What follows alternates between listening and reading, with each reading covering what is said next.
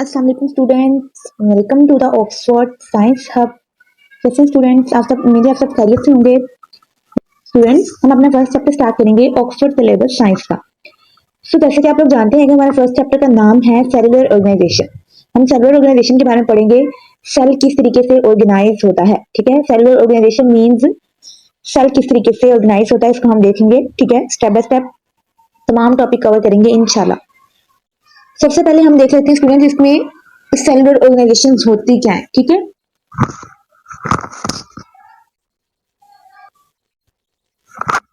Basically students, cellular organisation हम complexity को cause करते हैं। ठीक है, मतलब जो कॉम्प्लेक्सिटी है ना, बहुत सारी चीजों का मैशअप होना, बहुत सारी चीजों का एक वेल ऑर्गेनाइज्ड होना हमारे पास सेलुलर ऑर्गेनाइजेशन कहलाता है। ठीक है, up until grade 5 you have learned that organisms, animals and plants interact with their environment. These organ systems coordinate to keep them alive. मैंने बोला हम लोगों ने 5 क्लास में पढ़ा होगा किस तरीके से प्लांट्स और एनिमल्स के बॉडी पार्ट्स हैं आपस में कोऑर्डिनेट करते हैं। ठीक है, इंटरेक्ट करते हैं। The organ system coordinate to have them in alive in humans and in animals.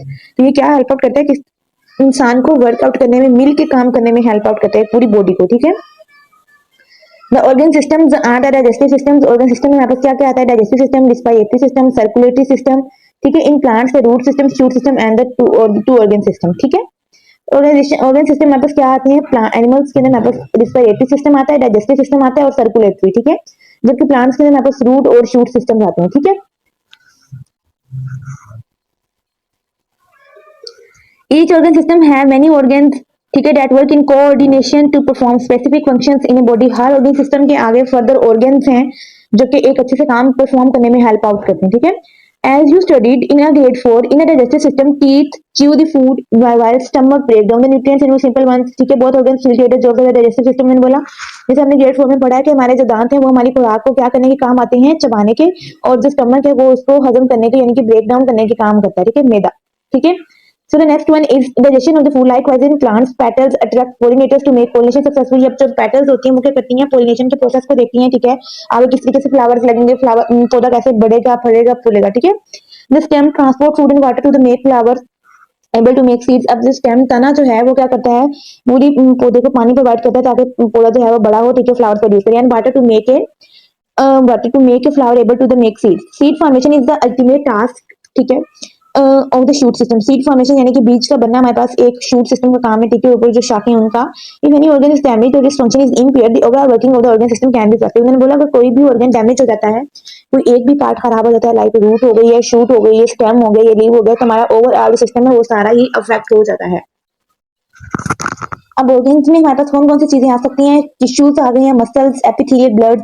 ठीक है, नर्वस टिश्यूज, ये सारी चीजें हमारे पास किसमें आ जाती हैं? हमारे ऑर्गन्स में। ठीक है, नेक्स्ट हमारे पास इसमें देख लेते हैं स्टूडेंट्स और क्या है लिखा हुआ डिस्कशन में।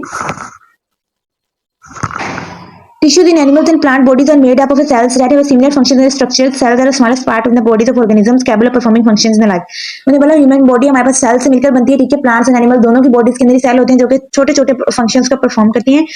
The various types of the cells in human bodies each performing a unique task. For example, nerve cell, muscle cell, blood cell, etc. These cells in plants include punchy, parenchyma, collenchyma, sclerenchyma, etc.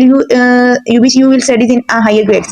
उन्होंने बोला बहुत तरह के sales होते हैं जो कि हमारे पास डिफरेंट फंक्शन परफॉर्म करते हैं और हर एक सेल हमारे पास जो है एक इंपॉर्टेंट सेल है। ठीक है, this one most important column students, हमारे पास उन्होंने बताया ह्यूमन बॉडी मिलकर बनती है सेल से। ठीक है, बेसिक यूनिट जो कि हमारे पास एक बेसिक यूनिट ऑफ लाइफ है।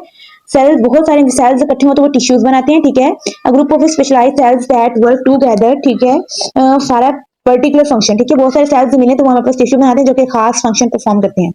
बहुत सारे टिश्यूज इकट्ठे हो तो वो हमारे पास क्या बनाते हैं? ऑर्गन्स बनाते हैं। ठीक है, distinct structure made up of different tissues, एक ऐसा स्ट्रक्चर बनता है जो कि टिश्यूज से मिलकर बनता है। ठीक है, बहुत सारे ऑर्गन्स इकट्ठे हो तो ऑर्गन सिस्टम बनाते हैं, बहुत सारे ऑर्गन सिस्टम हो तो पूरा एक ऑर्गेनिज्म बनता है। ठीक है, so basically tissue is a basic unit of life, cell is a basic unit of life, organ system, organism, each and everything is very important।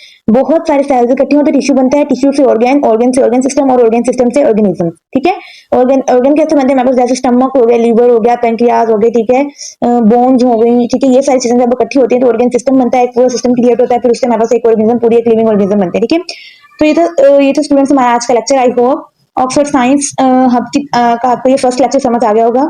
अगर आपको मेरा लेक्चर समझ आ गया है तो आप मेरे चैनल को सब्सक्राइब कीजिएगा, मेरे वीडियो को लाइक कीजिएगा। इंशाल्लाह नेक्स्ट टॉपिक के साथ जल्द मुलाकात करते हैं। तब तक के लिए अल्लाह हाफिज।